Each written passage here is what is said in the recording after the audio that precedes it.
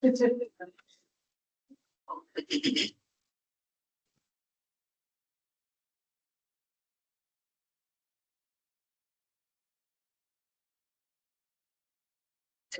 right, no problem.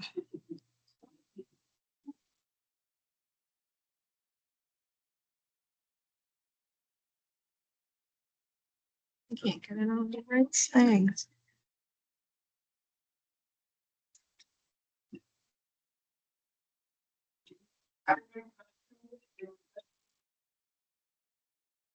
Now I can't get it, Sean.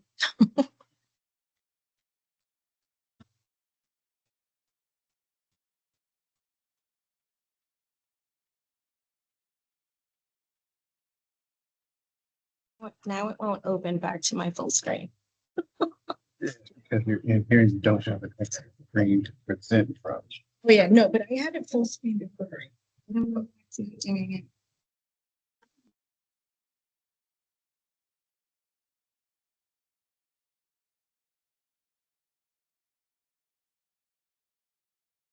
Full view before. Hyper view? Is that maybe what it is? Because that's me. Yeah. So, I'm sorry, all right, I could do it. Cool. Thank you.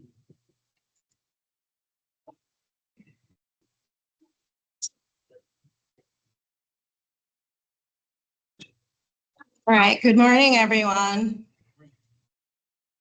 Thank you for bearing with us in our technology challenges. My name is Lisa Hampton. I'm the director of the Prevention and Intervention Portfolio. And I'm pleased to welcome you this morning as we talk about our individual mentoring community-based model, RFP. This session is being recorded. It will be posted online as well as the materials here. But we did encourage people to actually download a copy of the RFP as well, just as we walk through, you can walk through that with us. What I also will say just really quickly for Wi-Fi, if you need to view this online, like pull up the RFP online, you need to go to the City College login, register as a guest, and then put your credentials in, and then each of you will get an individual password. So just want to pass that along. And just up front, we have, if you have additional questions post this, this is not the only time for you to ask those questions. I am the contact here. I just ask that all questions come by email because we are subject to FOIA and we do have to document everything for a city policy related to this. So I will walk through this. There are times we will leave for questions. And then I'll turn it over to my colleague, Jillian Black, who will cover the iSupplier portion of this as well. So once again, some basic housekeeping rules. Due to the volume of participants, we have created a QR code that's on your table. If not, there's some at the front. And if you have questions, we're asking, because we do have to document everything, we're asking that you click on the QR code and then you can actually type your question in, and we'll have breaks at different times to review those questions. And you can submit those through the QR code. Once again, if you leave here today and you have additional questions, this is not the end all be all. You can email me. I am the contact for this RFP, and we will answer questions up to 24 hours before this RFP closes. It is being recorded. Anything stated here is not intended to change anything of the solicitation. At the end of the day, I can't stress enough, the most important thing you can do to be competitive in this process is to actually read the RFP. I've gotten questions already that have indicated to me that people haven't read the RFP. I can't stress enough. We spend months putting these things together, and it really is important. I know when you open the RFP and iSupplier, what you get is the questions first, and I think people just jump in.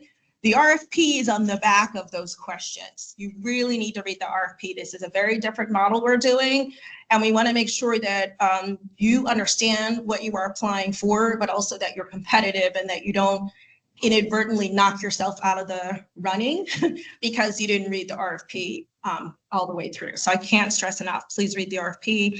Any changes to the RFP will be made in a written form as an addendum. We will have an addendum that will happen after this which will have any additional questions, anything that if we have to change any part of the RFP will be posted. If you're an supplier or the person who is from your agency an supplier, when that amendment gets posted, they will need to do a series of steps to accept that amendment when it comes, and Jillian will review that with you today. And then the purpose of this presentation really is to just address, to provide information and to address any questions that we can in person. A copy of this recording will be posted. We have a DFSS YouTube page. All of the recordings for all of our RFPs are on there for every division. It will be posted there. It says 5 days. I will say right now, I'm not in charge, so we will try to get it posted in 5 days. It will have this recording, and then the amendment or the questions that come from here will be posted through iSupplier as well. And then the reason why I'm asking to make sure everyone's registered and we have your information is because if we are subject to any FOIA request and if we have to provide names of who's present, that is why we had to make sure we could gather all of your names for this presentation. On that note, I will move through the RFP. Like I said, we'll leave breaks for questions. Some things you'll probably get answered up front, but if there's something as we're moving along that doesn't get answered, please use the QR code if everyone hasn't seen it. You guys have extras in the back. They're on the tables here to put your questions in. That's what it looks like. All right. So the purpose of this RFP is we are looking for qualified respondents to provide citywide, community-based, upstream prevention models, individual mentoring. And this is for youth and young adults ages 10 to 21. Some of the impacts that we're looking for this RFP to do is we want to be able to foster sustainable relationships with a caring adult, enhance social capital and belonging, promote safety and informed decision-making, build confidence and agency for healthier life choices. Our program approach, which we will go into in detail, is that we want individuals to match a trained mentor, I'm stressing the word trained, in a personalized community-rooted structure. We want it focused on personal growth and expanding access to enriching opportunities. And then we also, from our research with young people who informed this RFP, in addition to the individual mentoring sessions, really wanted to coupling that with some group activities for some peer-to-peer engagement and support as well. So those are the major components of the new mentoring model. Eligible applicants must have a strong experience in administering a community-based mentoring program focused on youth safety, positive youth development, and active engagement with guardians. One of the things that is probably a little different than in the past is there is it's actually not so much a difference, but I think it's the direction for all of our programs in the Youth Service Division is that integration of the guardian and or family. And I think we're trying to do a much stronger emphasis on that. And I think some of our trainings that we provided through the University of Texas that you've probably all experienced in the last couple of months, couple of weeks, that is the running theme. So I just want to stress that that is also something that we would like to see people be able to address in their RFP responses. Sort of our background, as you know, we are serving individuals 6 to 24 in the Youth Service Division. It includes 3 portfolios. There are portfolios, but we are all doing programming that aligns young people. So don't think of us as separate portfolios. Think of us as maybe steps or stages for different needs that young people have. But my wonderful colleagues are here from our enrichment team, and then our data team who manages all of our work. And then we have our youth employment team as well. Our programs and initiatives are to offer a safe and youth-centered spaces focused on health, wellness, skill building, relationship development, engagement, mentoring, and employment. This model design also aligns with the Mayor's Office of Community Safety as well. And so you'll see that as a thread throughout the RFP for those who have had opportunity to read it as well. Just a little bit of history of kind of where we have been and where we're heading. We also want to be transparent in a time where as to kind of where we are as relates to what opportunities are available and what funding is available. In the past, in our last RFP cycle, we received 90 applications. We awarded 49 agencies, which were 64 sites. And then we had $9 million that included ARPA funds as well. I want to be very transparent about this RFP process. We have less money to work with, and we will be giving fewer awards. So this is a competitive process. I say that because for folks who maybe have gotten funding in the past, I just want to be clear that this is a competitive process. Nobody has an edge. Everyone starts at the same place. And so therefore you need to write your RFP with that in mind. There's less money to work with. We will be giving less awards. There's also less population that we're trying to target. So keep that in mind. If you and/or your teams are working on this, it's very imperative that you do have current mentoring programs, that you are engaged with your writing team to ensure that they can reflect the work that you're currently doing. What's our current state? So I will say there's a lot of words in this deck. You will get a copy, so I'm not going to go word for word. Don't worry. This is our current model. So I just want to talk a little bit about what our current model is, and then we'll show what the new model is. Many of you who are doing our current model, you had to pick different age. We had 12 to 15, 16 to 17, or 18 to 24, or people could serve the whole gamut. We are doing, the biggest difference is our current model is we're doing group cohorted model, and it's related to dosage. That's probably the biggest thing that you'll see different here. We also had target populations that you currently had to focus on. So I think 70% of your population had to come from one of the target populations that are listed here in our current model. And then you had to apply through health equity zones, which for those of you who remember, that was tied to sort of COVID and the Chicago Department of Public Health and how they identified certain health equity zones based on COVID research and impact community areas. We also had a standard around dosage. So our current model, there's a dosage of 45 hours annually for group mentoring, and that includes programming over the summer. For many of you, who maybe don't know what our current model is, we were doing mentoring year round, including the summer, and 45 hours in a group setting. What that averaged was about 3.75 hours a month in order for people to be able to meet that dosage. And then people had to use a trauma-informed curriculum. What you'll see in the new model is very different. So I just want to let people be aware of that. Our new model, for those of you who've read the RFP, you'll see that this is an individual mentoring model. There is no, that is the focus. It is youth-driven and it is voluntary. And so there will be an emphasis on making sure that you identify the right young person who wants to be able to engage and the right mentor. It does put a lot more emphasis on, because it's one-on-one, making sure that you have the right mentor in order for you to be able to sustain that relationship with a young adult.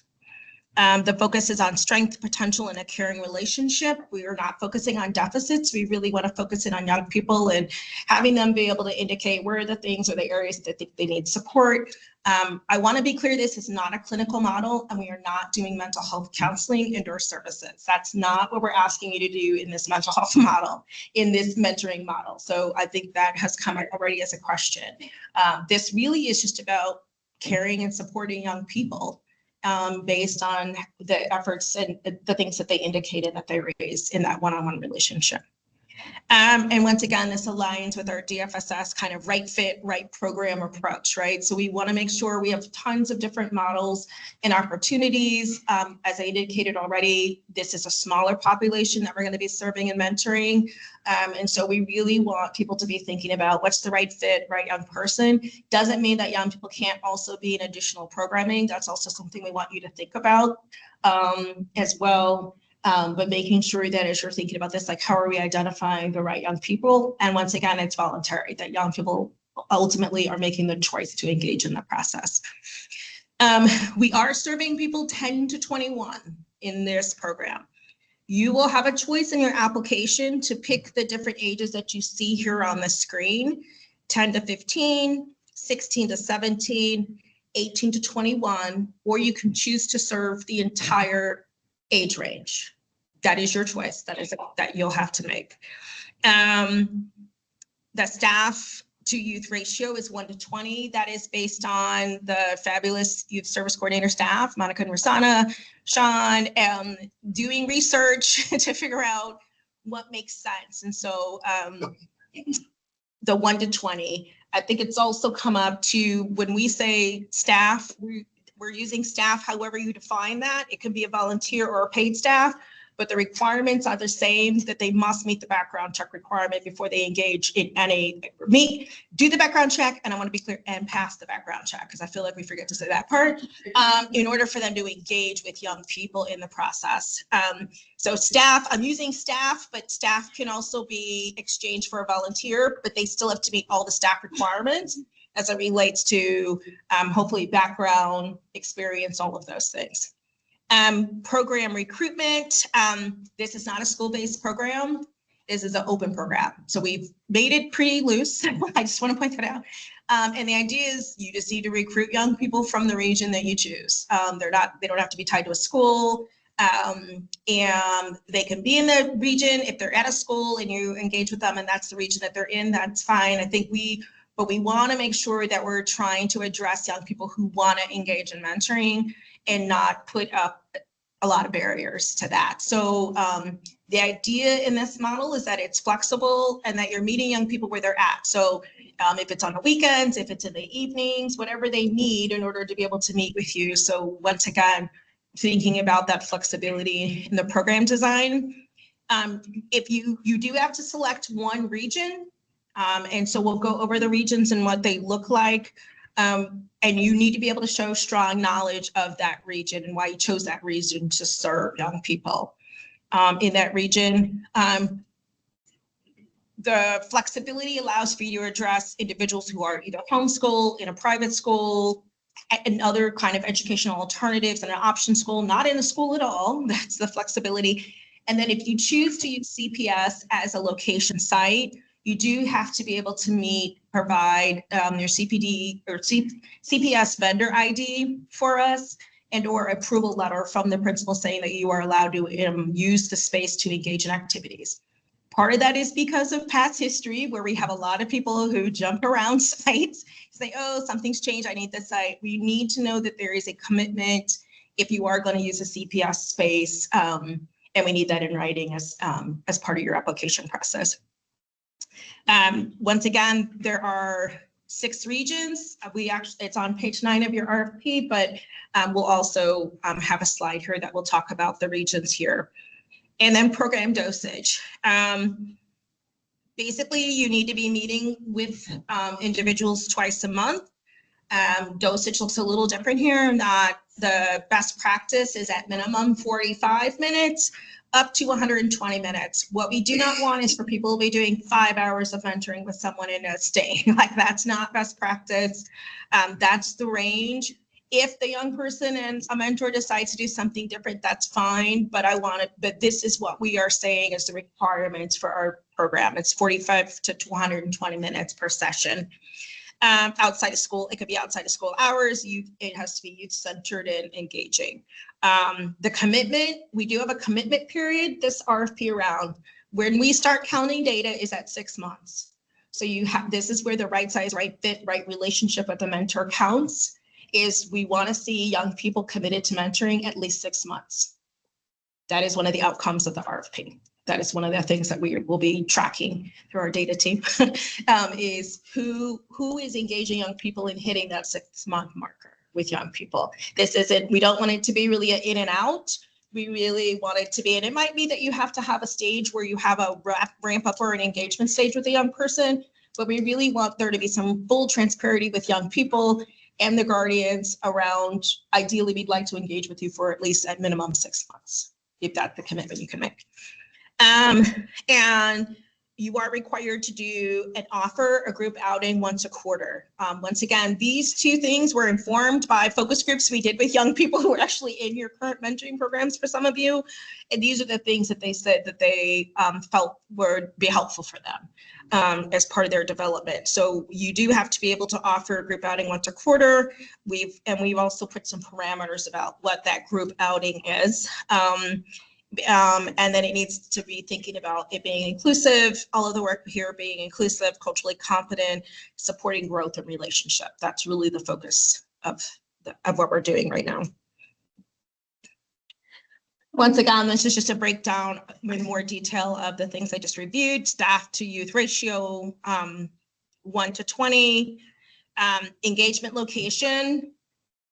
Ideally, you can meet a young person anywhere here in this model. It really is going to be between the young person and or guardian and the mentor to decide what that is. There are some safety issues clearly that are attached with doing individual mentoring, and we've clearly laid those things out in the RFP, and I strongly encourage individual sites to talk about the risk management protocols that you need to have in place in order to do one-on-one mentoring with young people in a sense of transportation, contact, all of those things. But there is no restriction in those spaces. That is something you and your organizations will need to decide what are appropriate places for us to meet with young people, with a young person. Recruitment base is throughout the region. We do not have target populations in this. And so once again, this is about a young person who just wants to be engaged and have a caring adult or additional supports is able to do that. We're not asking you to try to identify particular special populations or anything else, right? Here, but we want you to be very thoughtful about what your engagement strategy is and thinking, and we did sort of in the RFP, just identify some places too that we feel maybe are overlooked as potential recruitment places for young people. That's community colleges, option schools, shelters.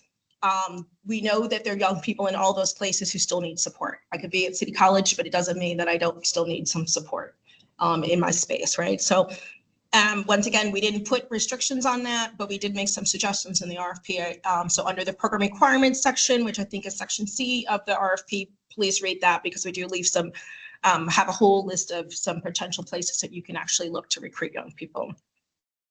Once again, 2 sessions a month, 45 to 120 minutes.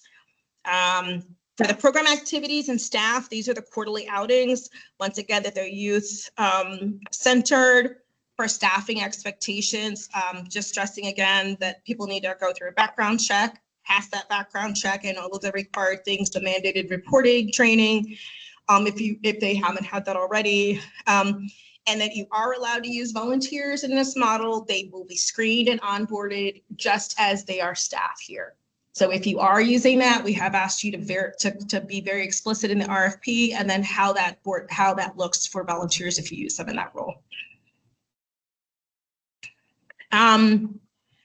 Program quality and standards, just some things we want to elevate here because of the different model. The match quality is really important. So we are asking you in this RFP to talk about how are you going to do match quality here. You know, it's not just, hey, we have a group, come join our mentoring group. This is one-on-one. So a young person can usually, we know, they opt with their feet to decide what works for them. So, you know, really spending some time to talk about, and we ask you to talk about what does that match quality look like? How are you looking at assignments? What are you going to do if assignments aren't working? And how do you keep youth voice central in that process? We also ask you to address safety planning. This model does require a higher level of safety planning. And we ask you to address that in the RFP application. So things around what is your policy for safe spaces, youth disclosure, communication protocols, transportation and reporting concerns. Those are all questions that are in the RFP that your agency will need to address and or provide policies related to those things. Risk management, once again, what's the staff and youth training on safety, consent, and supervision? What does that look like? That's also a question. And then we will ask you about overall training. We will be doing active contract management here.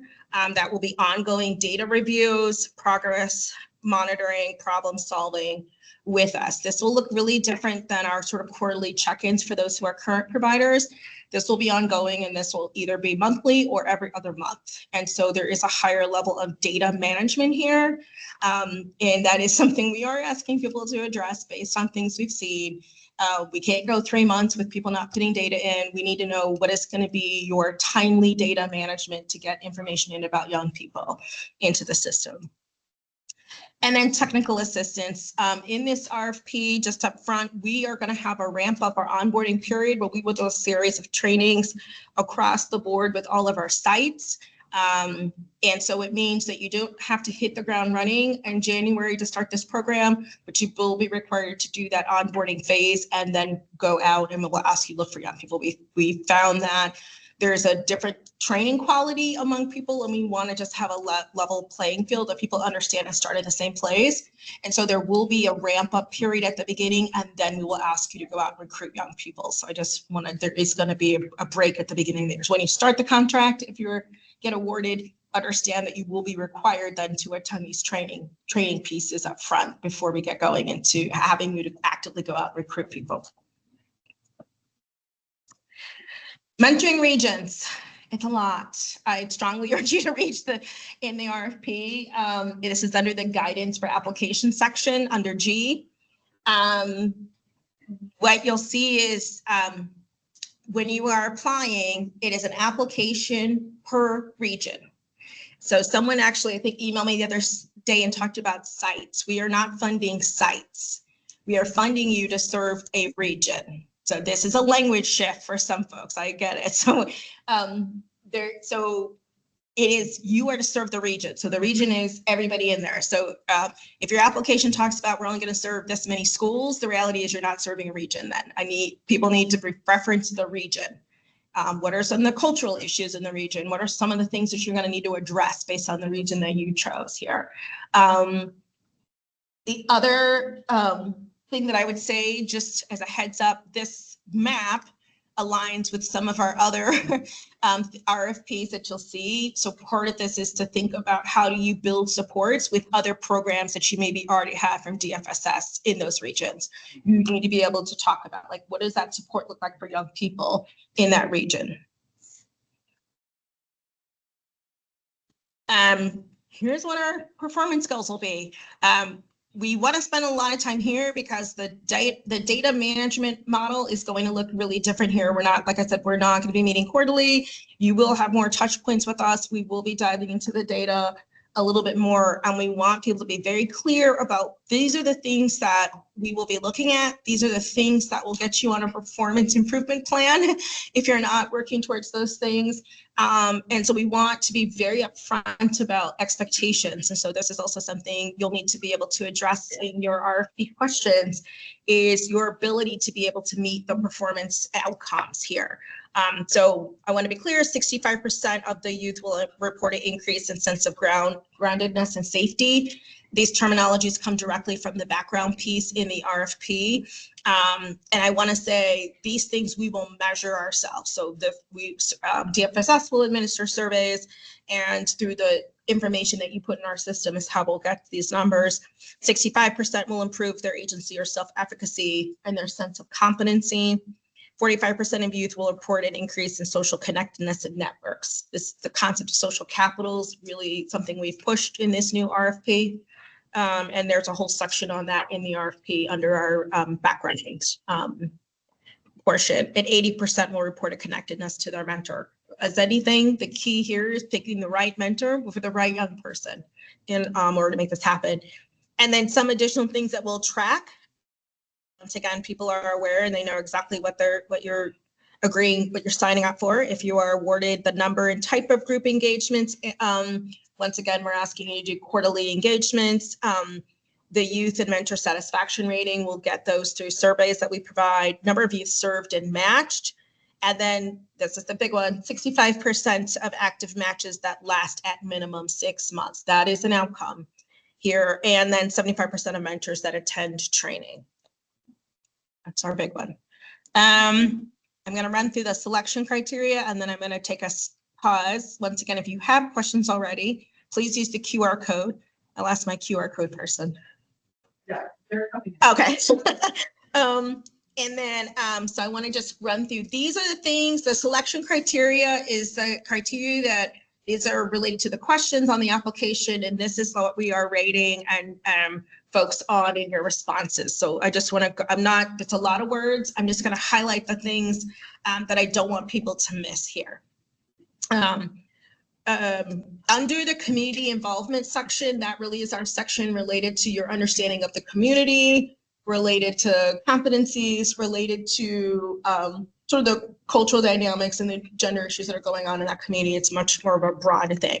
One of the things that I do want to point out that's a little bit different than in our past RFPs is I do want to point out the third bullet, that responses describe organizations' diversity, equity, inclusion, and access plan. We've always asked people to do that. In this RFP, we are asking you to attach it. So what we like, so if you don't have a plan, what is that? But then if you have one, we are asking you to attach what it is and what you've been able to do. How are you explaining that? How are you engaging with people in the community? How are you ensuring that you're meeting young people who are coming from various backgrounds and various needs? How are you addressing that? So I just want to point out it's something that's different. In our past RFPs, I know sometimes you see the same question worded differently. I want to point out what's different here is we are asking you to attach that plan to your response. The other thing I want to just point out is, as always, we ask you to outline how the organization is looking at capacities and infrastructure, particularly as it relates to serving the region. This will include being able to address language skills, cultural competency, and training. Those are the two things I just want to highlight. Our second criteria or that we will be looking at is organizational capacity. This is the section about when you take on this award, it's not just the program team, it's the organization that's being awarded this. And then what is the capacity internally to help support the success of the model? And so the respondents, we're asking for respondents to think about culturally competent program staff, what that looks like, how you're going to recruit individuals as it relates to youth development, social capital, and mentoring best practices. In your responses there, we're also asking individuals to describe how the organization monitors programs expenses and ensures appropriate fiscal controls and records are in place. This is a huge issue. We have put a lot of emphasis here. One of the things that's different in this is we are asking people to attach their fiscal policy. We want to know that people can voucher. It is required to voucher monthly. It is required for you to be able to expend the dollars on this contract. And we want to just make sure people are we're being fiscally responsible, and particularly because we will have less dollars to deal with. We want to make sure people are using those funds adequately, and then we can move funds accordingly. So we are asking people to add a little bit more detail here and to that. And I just, once again, it's something new. I just want to flag that for people. The other thing is that people need to describe how they collect data collection internally and your management practices internally outside of our system of CitySpan. So once again, our system is CitySpan that we use. We want to know what your system is outside of CitySpan in that question. I just want to clarify because I think people are always confused, like they talk about CitySpan. CitySpan's our system. So what is your system that you're using to track program outcomes and data that you have going on? And then what are the things are you taking? Are you using surveys? What ways are you getting feedback from young people in the process? How are you keeping that data secure? Who's engaged in the process? Where is it stored? All of those questions, that's is something you'll need to address in that response. And then the other piece is who's monitoring the program expenditures and ensuring that appropriate fiscal controls are in place. So once again, just we are asking people here to ensure that they have a fiscal policy, which is required from our program audit team. So when the program audit team goes out to audit people, this is actually one of the things they look at. So we've added this as a requirement up front because it's actually a requirement of our fiscal audit team when they get audited. So we just figured we'd add it in the front end here. Third section is our strength of proposal program section. All the questions here relate to the model and what you plan to do. What is your thinking about that? So the first question we really ask you to think about the model itself and how you'll address all the key components around staff to youth ratio, engaging locations, required hours, and quarterly outings. And so you will need to be able to respond to what does that look like for you? What is the plan in place? And then how are you planning to be able to execute based on the number of young people you've selected to serve in this RFP? And then we want you to be able to give details on how you're going to recruit young people through the region. And once again, I'm stressing the region, and how they will how you will identify and what age groups. Once again, at the front end, you'll be able to pick what age groups you want to serve. And then you'll also get to pick what region you want to serve, how many young people. These are all options for you all, but I want to be clear that at the end of the day, you're putting in a proposal, but it doesn't mean that if you get awarded, we still have flexibility in adjusting adjusting the number. So sometimes there's a misunderstanding, like, oh, I put in this proposal, I asked for this many people and I got this many people. I want to be clear, like that's not necessarily how it's going to work. So based on all of the things in the criteria and how many people, we'll have to make those adjustments, but I just want to be transparent about that in the process as well. You will need to be able to identify matches, what your match process looks like, how you recruit mentors, what that process looks like, and then how are you going to match them with young people? And what do you do when that match doesn't work? This is not a model where we're forcing young people to engage, but it's also a model where we also recognize that there might be some safety concerns and it's not a good match for you as an agency with a young person, or that person may have needs that are beyond an individual mentoring opportunity. So we also want you to address, so what do you do when it's just not a match and you're like, we can't serve this young person? We're asking you to address that in this response here as well.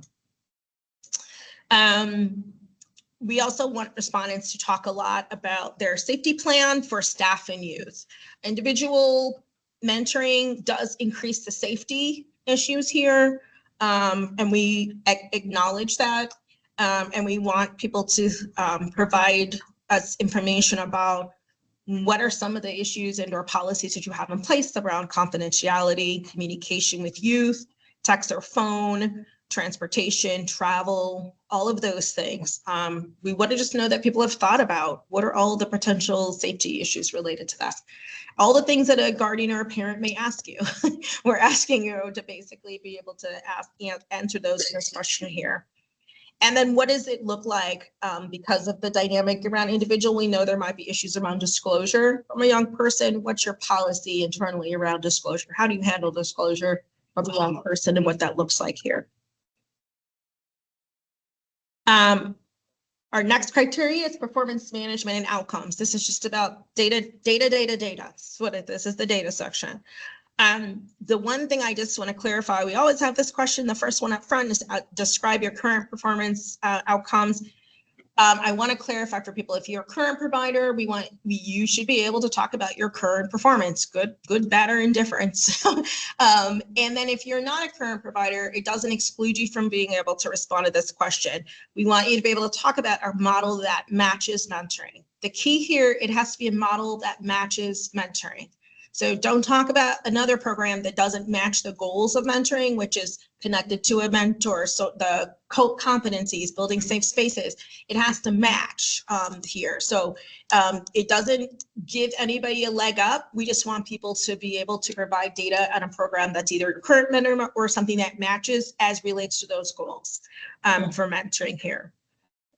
You will need to name the model as well, and if it's a current model, if you reference data from a program outside of DFSS mentoring. Respondents will need to also leverage data to identify areas of improvement. So as always, we always ask people, tell us the time you've used data, to make improvements. That question is still here. And then your ability to disaggregate data as well. Lastly, budgets. This section looks very different. If you've applied for us, we've done things a little different here. We do want people to sort of talk more about your cash flow and capacity to expend funds. Once again, this is a challenge we've seen over time, and we want people to be realistic about what does that runway look like? Do we have the funds here? How are we going to be able to ensure that we're supporting the modeling of this program? And then we are asking you to identify key budget decisions you made for this grant, staff versus volunteers, training, transportation supports, whatever helped inform your decision as part of your response there. The other thing is here, we are asking you, you do have to attach the budget. Excuse me. And I just want to say this, there is a budget form that is attached to the application in iSupplier. Do not. If you are a current provider, do not attach your current budget form. You have to use the budget form that is in the application. That is the instruction. Do not attach your current budget, your current form. You got to use the budget form that's attached to the RFP application. It can impact you, and I want to be clear. I want everyone to be you have to use the budget form that's attached to this application. Things to highlight, things we just know we want to be sure people that are thinking about. Please make sure you upload and include all the things that are required. Anything extra, I want to be clear, we're not going to read.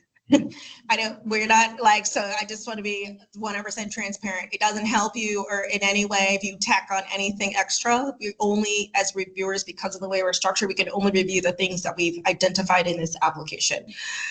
So I don't like other than the CPS portion, I don't need MOUs. I don't need job descriptions. Just attach the things that are outlined in the application, please. We do need your fiscal policies and procedures. That's new. Your 994, your budget, like I said, which is embedded. And then those are the big things. If you've got reports or studies, once again, they're fine as that compliment. We're not going to read them unless it's asked in the RFP. We're not going to attach those things. What I will say is if you have data in a report and you get to that data question, do not say, please see my attachment. You have to respond to the application question in the application question. We cannot go to a separate document that is not required to get the response that we need for that question. So don't say see attached annual report for that data question. You need to respond to the data question in the actual question space, just for clarity. Once again, our evaluation process, we're evaluating proposals. This is a competitive process. Everyone starts at the same place. We are evaluating based on strengths of proposals and responses to selected criteria. Failure to submit a complete proposal or response fully may require us not reading your response at all. The commissioner upon review can recommend agencies be rejected or denied. Some of that is based on current performance. And if you are currently, we will look at all of the current performance issues. And then DFSS reserves the right to ensure that all mandated services are available citywide, providing a linguistic and a culturally appropriate manner. And DFSS does have the right to review current performance improvement plans, high-risk lists, and program performance. Timeline. We're having this pre-proposal meeting today. The questions, that's mostly internally. If you have additional questions, it says up to the 29th. I want to be clear, you have all the way up to 24 hours before this RFP closes. We will put out an amendment we will put out an amendment 7 days from now. That will be questions from here, any questions we've gotten through online, all those things. If we look at the RFP and say, oh, we need to make a drastic change, all of that will come through an amendment. Everybody will need to select that in the process. Applications are due October 16th at noon.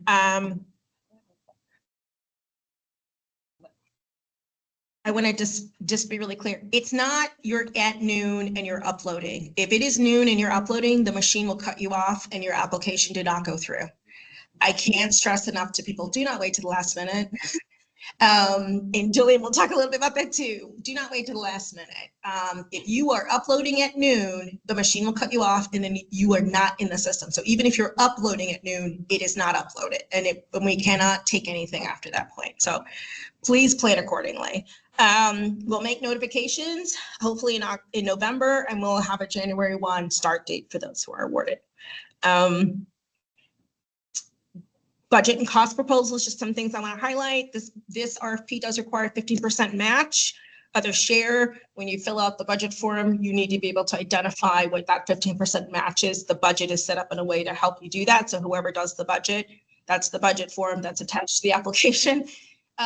It will help you identify what that looks like. On there, I do want to point that out. Your budget should be for a full year. In the RFP, we also give you examples of the budget. So here's what your budget ask is. Here's what it is with the 15% that you have to be able to supply for the RFP. There's also cost category definitions are attached, as well as instructions about how to fill out the budget are attached to the RFP application and as supplier. Things to just be mindful of the staff mentor on the budget, the number of young people you pick versus the number of staff, be thoughtful and inclusive in your budget, and then use reasonable cost in your budget selection. We have done something a little different to try to make things, I think we want to balance what we've seen. And so for agencies that have a smaller budget, we will review those. You have a choice to put tiers. So let's say you're not sure about doing individual mentoring, and you're not really, you can pick a tier. I got to figure out what the tiers are. You're going to pick a tier 2, which may give you an automatically a set that that's the only, you can get a small award and you can work through that. If you think you want to do something more than 20 and you have the operational budget, then you can definitely do more than that. If you have a smaller budget, we don't want people to be excluded. It just means that we want to be mindful of people's ability to ramp up here too. So just want to flag that is in the proposal. It's under the guidance section under F as to how to put the budget together, as well as what the criteria looks like and what you need for each of those tiers. If your budget is over 175, it's your choice what tier, but you want to work from. But that is also a question you need to address in the front of the application. Common errors, just really quickly before I turn it over to Jillian or do questions. Common mistakes we see is that people use the wrong budget form. They don't use the budget form in iSupplier. Fringe, please make sure you have someone who actually knows how to calculate staff fringe. Doing the budget, making sure that you put the 15% match. Thinking about supplies here, it's a little different because it's one-on-one. So once again, this is where we're thinking about what are the reasonable expenses we have here that we need to be thinking about. And what are some potential services you want to think about or supports in place. We're not asking for job descriptions, but we do want people to think about what are some of the things that you want to be. There's a question about what are the criteria or the capacities you're looking at for your mentor. And then we want you to put your budget in the appropriate column. People are reviewing this, and so just make sure before you send it all, give yourself time that the right things are in the right column. Other share is your portion, just for people's knowledge. The other part that says grants on there, that's us, DFSS. So just make sure you put the numbers in the right place, because if not, whatever we get that's what we're reviewing. So if things are wrong, then that's how we're reviewing your application, and then just show your match. That's the biggest thing. Once again, application deadline's 16th. Our biggest thing here is start early, save often. I would say if you can, try to start at least 48 hours beforehand. The reason why is because it is a finicky system. It is really quirky, and sometimes it shuts off depending on what system you're using on your end. So do not wait till the morning of to decide you're going to try to upload things. It's a lot of attachments. Things take time. Just plan accordingly on that end. And on that end, I'm going to stop to see if I have questions. I'll have to read. You might have to come to me. There are none? Did you say none? Oh.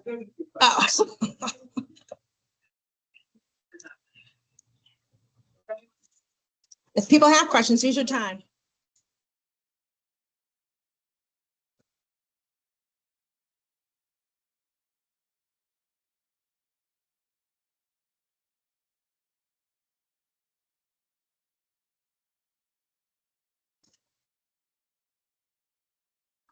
Okay, so the first question are about the sessions.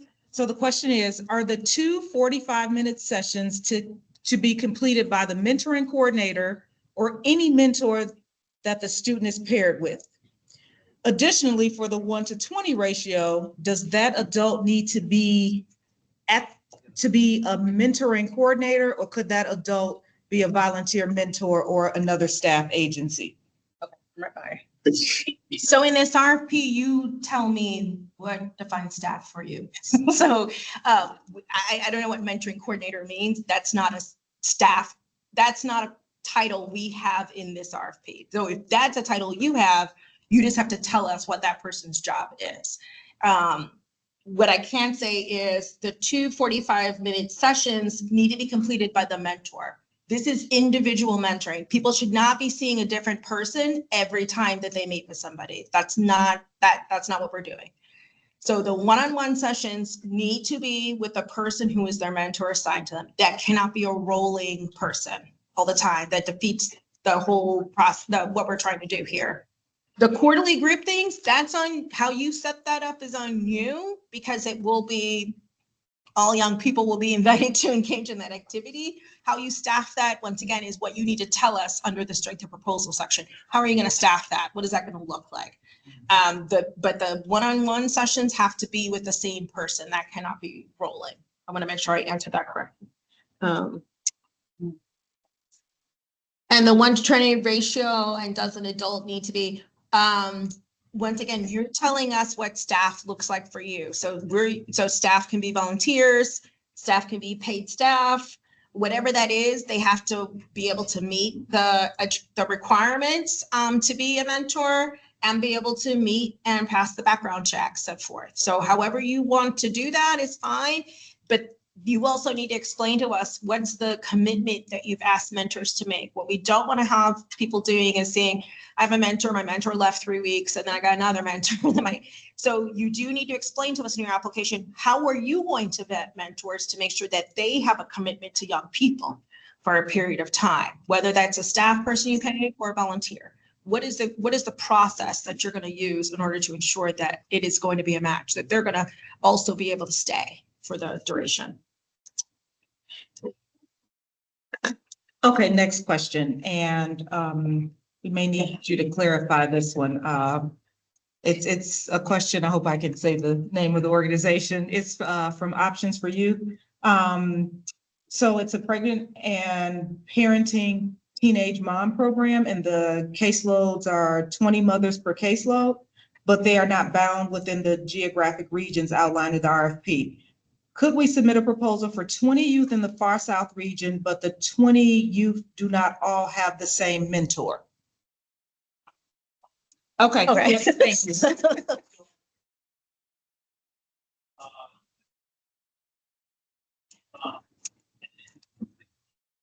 But we may not get 20 mothers that we are mentoring in like the far south region, for example, but they may not all be under the same home visitor, because we have like may have a home visitor who has 8 moms in the far south region and 12 in the south. Yeah. 1 to 20 children, all the things. 1 to 20 is the caseload match. It doesn't have to be like, so you figure out how the 1 to 20 works. That's where you all have to figure that out. As long as the same person is seeing that same person, right? So that's part of what you'll have to explain in the staffing division. You all tell us how you're going to put it together that way. That makes sense. Yeah. Okay, next question. Do the youth we work with need to live in the region we serve? Yes. Yes. Yes.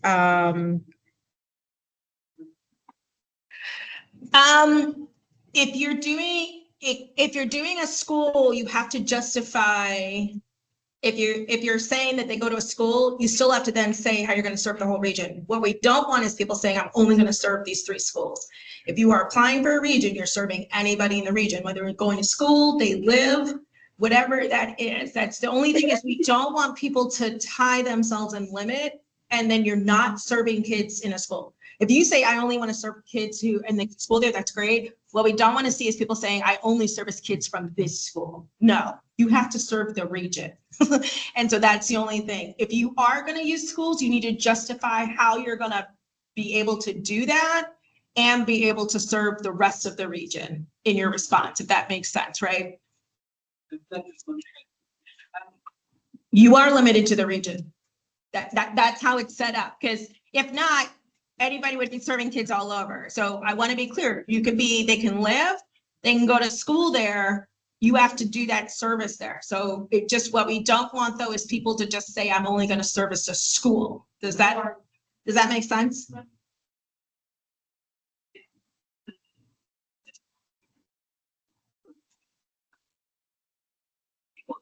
Yeah, we're not saying that.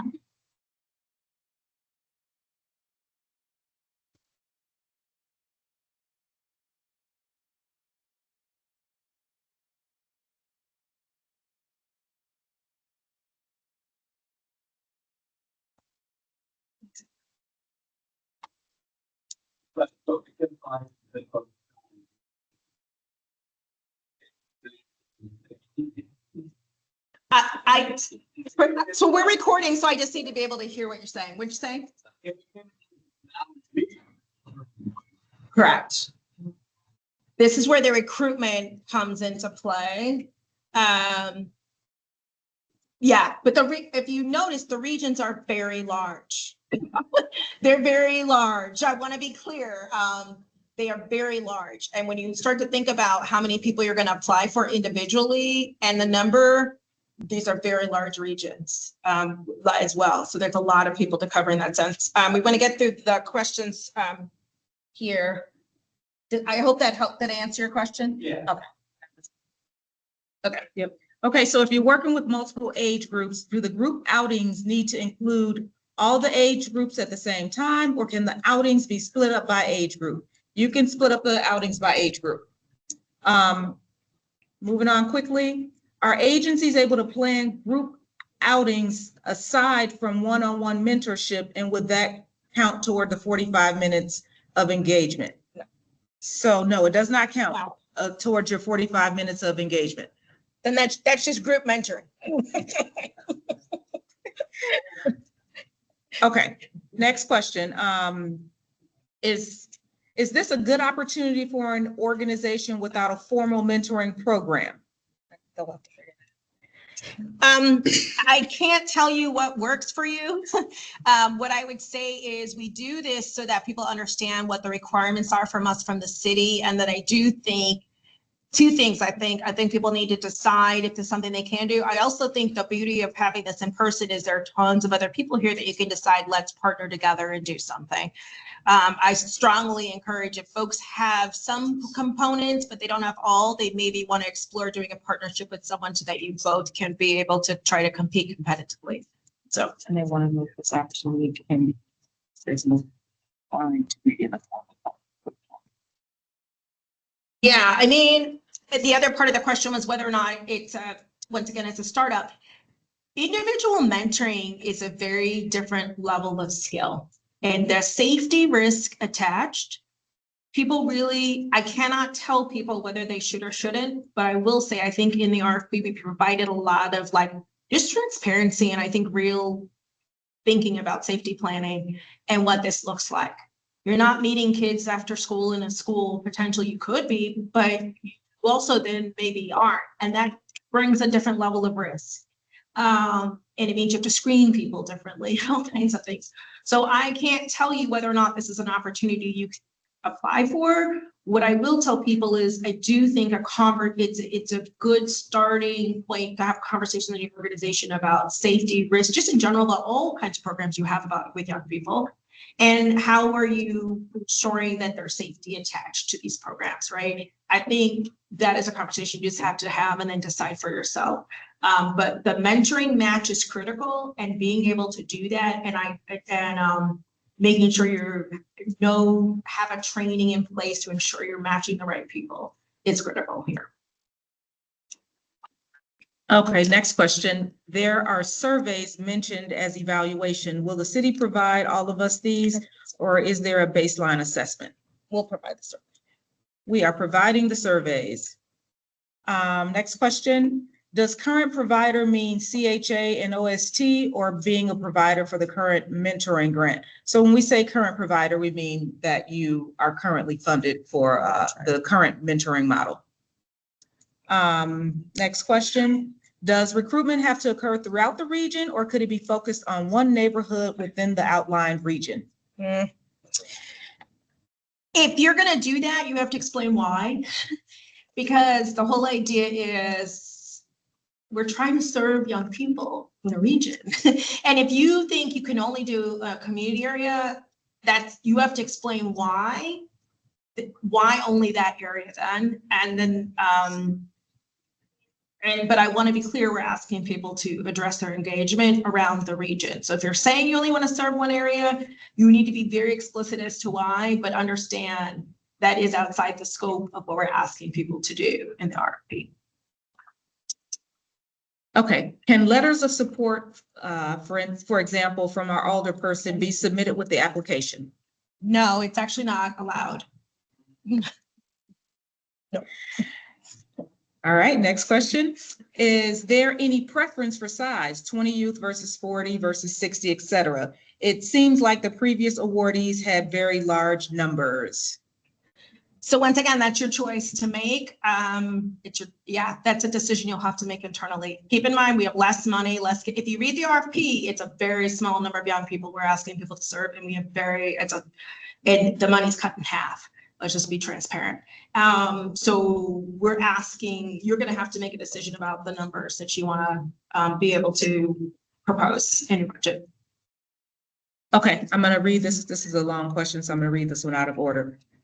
So contracts operate on a reimbursement basis. That is correct.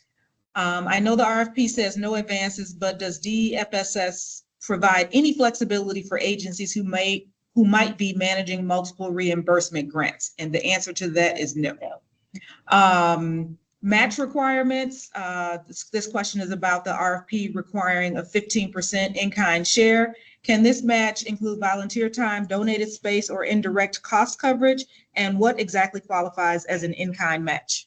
So in the application, there's a budget instruction section. I strongly urge you to read that section or put the budget together.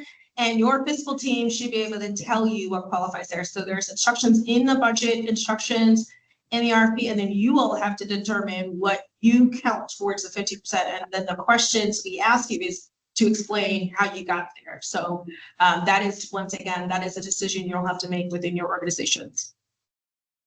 Okay, sometimes it can be a challenge to gather personal information from youth. How detailed must demographic data be? Race, justice involvement, gender identity, disability, et cetera, and will DFSS provide data collection tools? So basically we just have it's a basic intake form, and we do not ask anything about income anymore. We took that off. And so now it really is just basic information in terms of name, address. We will ask To prove they're in the region. Yep, the addresses, so that we can make sure that they're in the region that you're serving. Race is a part of it.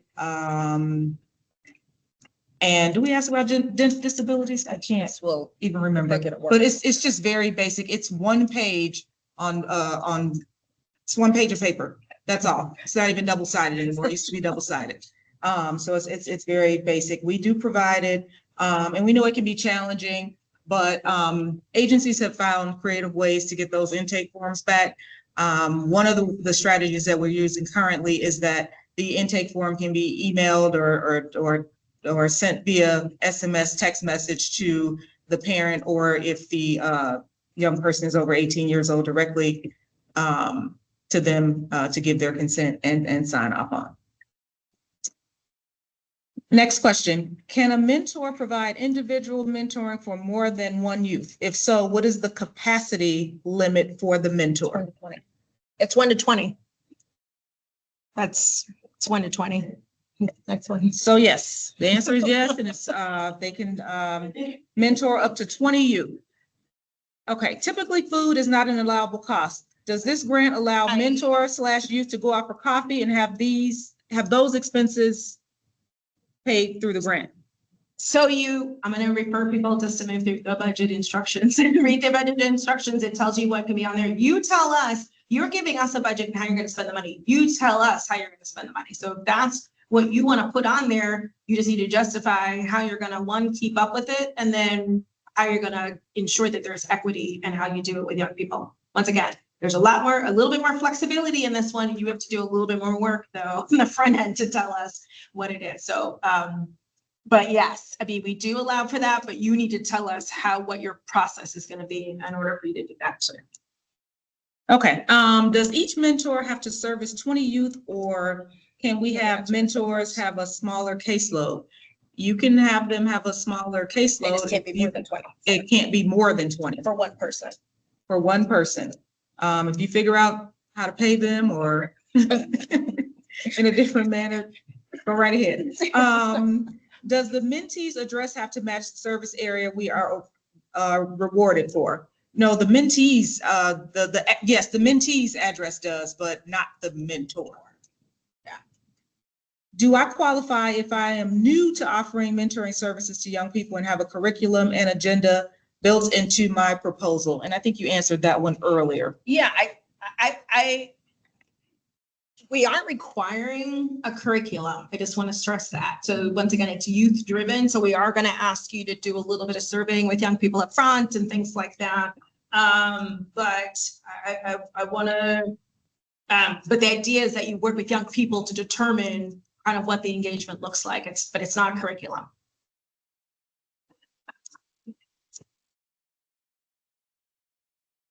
All right, we're going to turn it over to Jillian.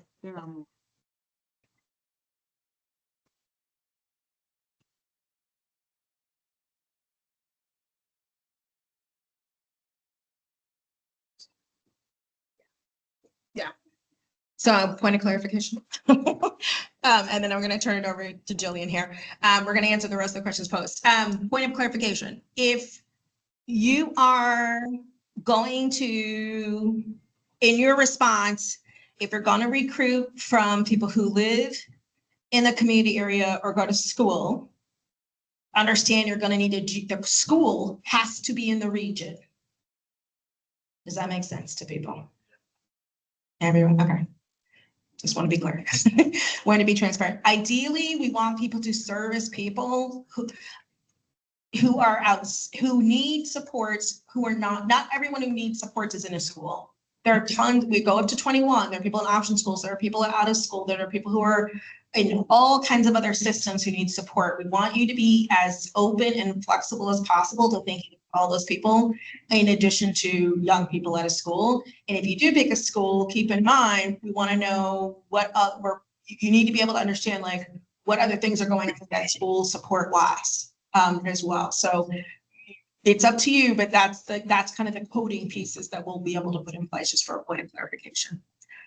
All right, turning over to my colleague to talk about iSupplier. Thank you, Lisa. Good afternoon. My name is Jillian Black. I am the procurement proposal coordinator at DFSS. And again, I want to stress our first most important application tip is to start your application as early as you can. And while you're working on it, save it as often as you can. If you have never done business with the city of Chicago, please register into iSupplier as soon as possible. Review your RFP narrative and applications questions closely. Remember that they align with the scope and selection criteria. Use the information in the RFP for guidance in formulating your answers. Sorry about that. Our first most important application tip is to start as early as possible. And if you have never done business with the city of Chicago, please register into iSupplier as soon as possible. Review the RFP narratives and application questions closely. Remember that they align with the scope and the selection criteria. Please use the information in the RFP for guidance in formulating your answers. In iSupplier, there is a 4,000 character limit, which includes punctuation and spaces. Each response is allotted 4,000 characters. Please try not to use the back button on your browser while you're working on your application. You may potentially lose any work. And again, we can't stress it enough to start your application as early as possible and save it as often as you can while you're working on it. Just some tips for working in e-procurement. To submit multiple applications for a single RFP, applicants will need to set up a unique user account in iSupplier. The e-procurement system is not capable of submitting more than one distinct proposal per associated email address. Therefore, you must use a separate email address for each submission. So for this RFP, there are 6 regions and there is 1 application required per region. So say for instance, an agency wants to apply for 2 regions. That will mean that you would have to apply from 2 different, using 2 different email addresses. You can submit your application and later amend it up until the due date before 12 noon. Avoid the rush and possible mishaps by submitting it early, and plan on your submission taking approximately 30 to 60 minutes. Please be advised that late applications cannot be accepted. For technical assistance, please make use of the e-procurement hotline for help at 312-744-4357. And the hotline also has an email, it's customersupport@cityofchicago.org. The hotline operates during business hours only, which is Monday through Friday, 9 a.m. to 5 p.m. Agency requirements. Agencies must provide articles of incorporation or any amended articles of incorporation. And for not-for-profit agencies, we require an IRS affirmation letter. The IRS affirmation letter must be dated within 60 days of your submission. You can obtain this letter by calling the IRS directly at 1-877-829-5500. For for-profit agencies, please submit your original letter from the IRS showing your FEIN number. Your UEI number is required, as well as your central contractor registration, which can be obtained on the entity overview page on the sam.gov website. And lastly, a certificate of good standing letter with the state of Illinois is required. As of April of last year, we have a new labor peace agreement ordinance, which will apply to all DFSS and CDPH delegates that have 20 or more employees working for their organization. The only exemption are hospitals. Contractor must provide written notice to the commissioner or her designee within 72 hours of becoming aware that employees want to organize or that a union seeks to represent employees. You may ask, what is an LPA? A labor peace agreement is an agreement between an employer and a labor union that ensures that an organizing drive is not impacted by union busting techniques, including employee retaliation. And in return, they will not strike or stop work in a way that will impact human services. For technical assistance, on the DFSS webpage, there will be a link to the RFP of interest and training documents. Please see the alerts section on our website. And for questions or registration and e-procurement technical assistance for delegate agencies, please contact customer support at cityofchicago.org. And they also can be reached via phone at 312-744-4357. As far as training materials, we have documents and videos on the cityofchicago.org website under online training materials. At this time, we're going to delve into how to enter your responses and accepting amendments. Step 1, for entering your response, you will select Create Quote from the drop-down menu in the Actions box and then click on Go. This will take you to the application page where you can get started. If the RFP you are interested in has been amended, and in this case, it will be, you will need to first acknowledge and accept that amendment to start or submit your response. To accept the amendment, click View Amendment History. To begin the acceptance and acknowledgement process, please follow these steps after clicking View Amendment History. First, you click on the document number. Next, click on the infinity or eyeglass icon to review the amended changes to the RFP. Next, you click on the Acknowledge Amendments button to acknowledge receipt and understanding of the changes to proceed. And by acknowledging the amendment, you are indicating that you are aware of the changes made to the RFP in the amendment. When you get to this screen here, please click on the I accept checkbox and then click on Acknowledge. Then you click on Yes to indicate that you confirm your acknowledgement of the amendment. Lastly, you click on the checkbox that you accept the terms and conditions and then click on Accept to accept the terms and conditions. And that is the final step in acknowledging and accepting the amendment. Once you accept the amendment, you can move forward with submitting your application, which we will delve into right now. So when you are ready to submit your application, meaning that you attached all required documents and you answered every question, you can start by saving your draft one last time and then continue. If you are missing information, iSupplier will give you an error message up at the top of the page, similar to the error message listed here on the screen. Usually that error message directs to something left undone in the application. So in the last example, the error message indicated that the lines found under the Lines tab had not been completed. In the example here, the error is about an unanswered question in the application or the requirement section. The quote value refers to your, in this case, missing answer.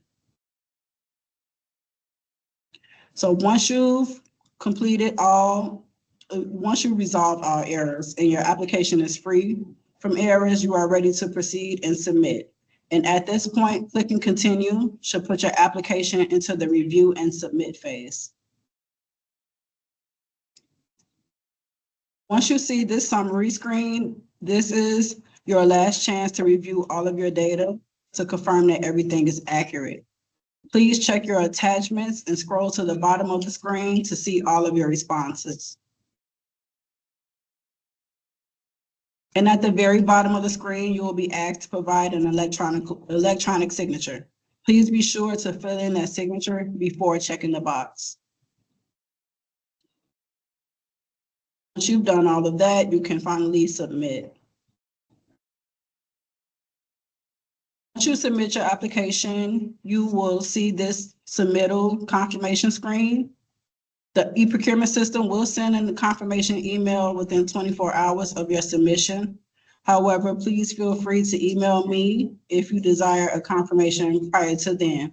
Again, my name is Jillian Black and my email is jillian.black@cityofchicago.org. Want to pause for questions? We got more. Julian gets to do the fun part, the easy part. We're gonna answer the rest of the questions on the sheet.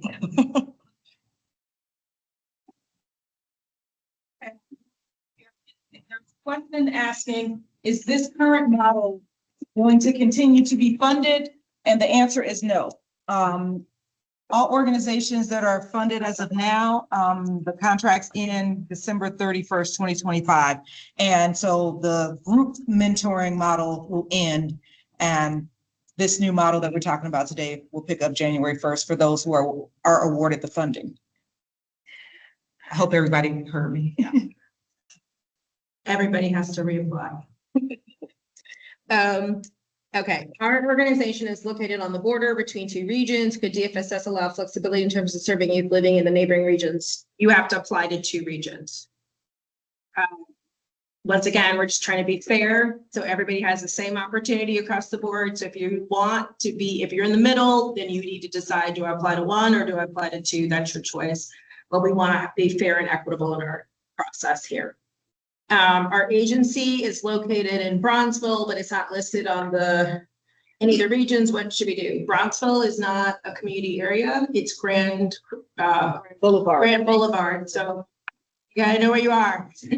Y'all, so Bronzeville is not a community area. So it is a neighborhood. And so what is on that screen is community areas. And so you may not have seen yourself because you're in a neighborhood. We are asking you to look at the community areas, and then that determines your reading.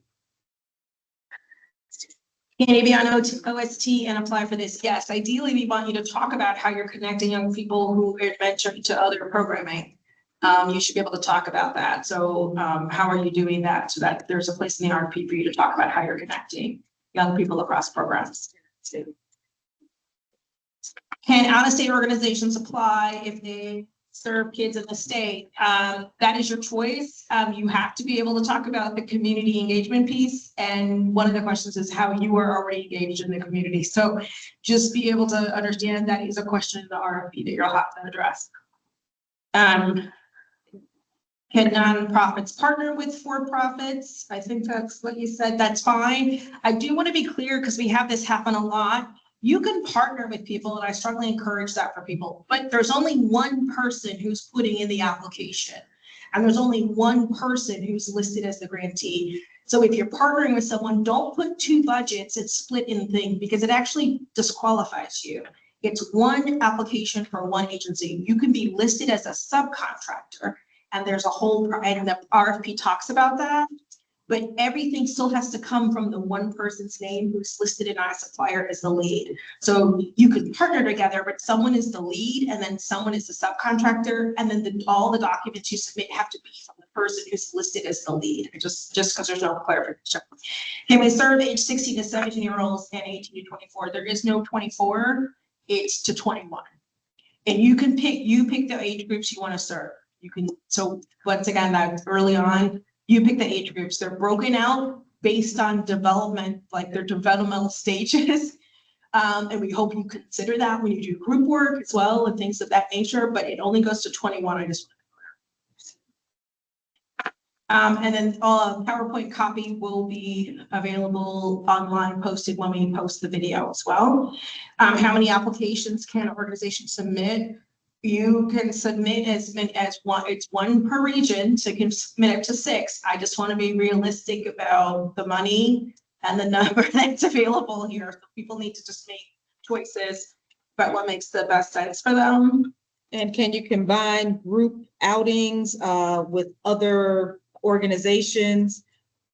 Absolutely. I mean, ideally, if you look, group outings have to fall in one of 4 categories. So if your group outing is about, hey, we want to do a site visit to a manufacturing plant or something, and that's what young people have said. It's not what you want, it's what young people want. And that's what, then you can do that. If you want to partner, if you have 2 mentoring organizations together, you both get awarded and you say, hey, let's try to combine this. However you will make it look is fine. We want you to be as creative, innovative, and flexible as possible. Do in-kind donations count towards a 50% match? Do you have to show? There are separate questions on there. So once again, I just want to encourage people to read the budget instructions. Your agency may have their own way of how they count these things. And so you're going to have a conversation with your budget person internally about how these things get put together. They may count different things differently than we do. And so if you aren't working on a team with your application process, I strongly advise that you do and have a real conversation before people start working on different parts. That's the last one. So what kind of documentation or participant data collection should occur to demonstrate that you are part of at least one of the populations listed in Table A? Yeah, there's no Table A. I think people are looking at the wrong chart. So we don't have target populations for this. It is just open to any young person in the region. I think people might be looking at that is the way we currently have target populations, our current model. We do not have target populations in our 2026 model. So I think someone's just maybe looking at the wrong chart. And that's it. Any other last burning questions? Or there you go. Oh, one more. Yes. So the age breaks down are 10, what did I say? 10 to 15, 16 to 17, and then 18 to 21. You can choose any age group you want. You can do all of them. That's your choice. You can, yeah. And it's listed on the RFP. It's an RFP question. You have to respond. Yeah. Excuse me? We do not, we have an idea. And part of that is based on whether or not people pick tier 1 or 2.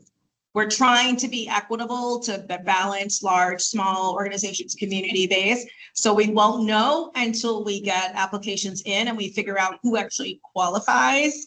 And then we'll look at that. So we're trying to be as flexible as possible here, but we also want to make sure that we balance out different types of organizations. Anything else? Once again, this is not your last opportunity to ask questions. You can reach my email up until 24 hours before the RFP.